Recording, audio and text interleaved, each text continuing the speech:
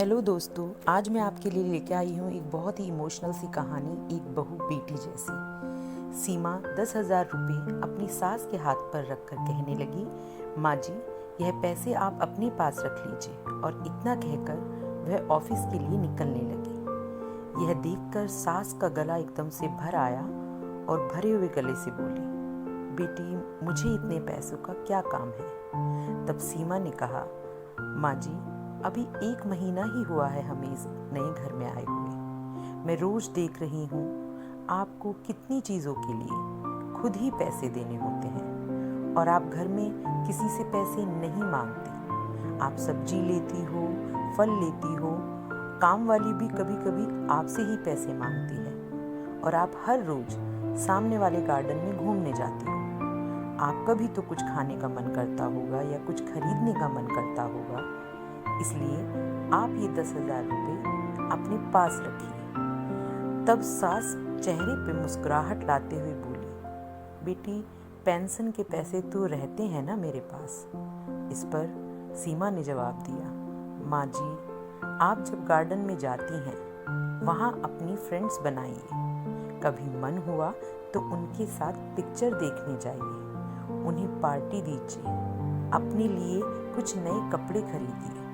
अपनी जिंदगी खुलकर जियो ना माँ जी। आपके बेटे ने मुझे बताया कि आपने बहुत मुश्किलें उठाते हुए इस घर को संभाला है।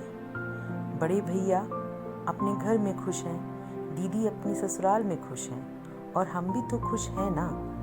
तो अब आप किसी की कोई भी चिंता किए बगैर खुश रहिए, सिर्फ अपने लिए जियो। जो आपके मन में आए वो करो।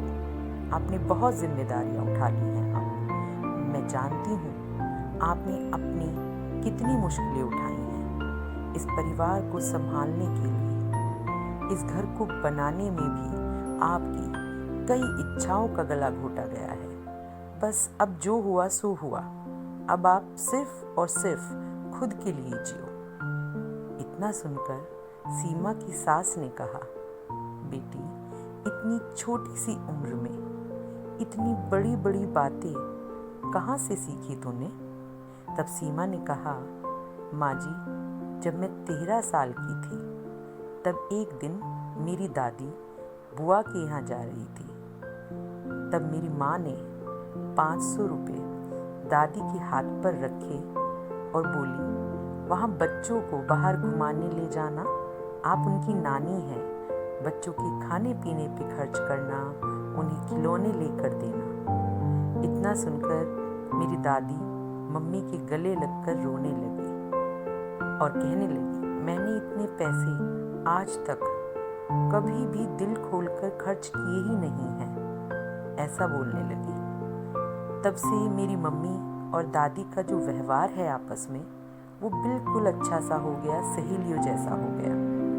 माँ जी, मुझे ये भी पता लगा है कि इस परिवार को संभालने के लिए आपको अपनी जॉब भी छोड़नी पड़ी। कितना बुरा लगा होगा ना आपको, कितनी इच्छाओं और महत्वाकांक्षाओं का दम घोटना पड़ा होगा आपको। इसके बाद भी हर छोटी बड़ी बात के लिए आपको पति के सामने हाथ फैलाना पड़ा होगा। तब तो पति भी पैसे ऐसे देते थे जैसे उपकार कर रहे हों। माँ जी, आज से आप अपनी पेंशन को खर्च ना करें। पेंशन के पैसे अपने पास ही रहने दीजिए। अगर मुझे कभी आवश्यकता लगेगी तो मैं आपसे खुद मांग लूंगी। तब सीमा की बात सुनकर सास ने कहा, बस बेटी, सब कुछ क्या आज ही बोलेगी?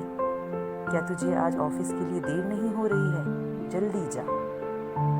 नहीं, सीमा ने कहा, माँ जी, बोलने दीजिए मुझे।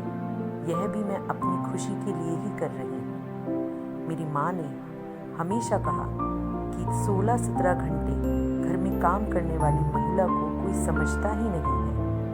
लेकिन तुम बेटा अपनी सास की मेहनत को ध्यान में रखना।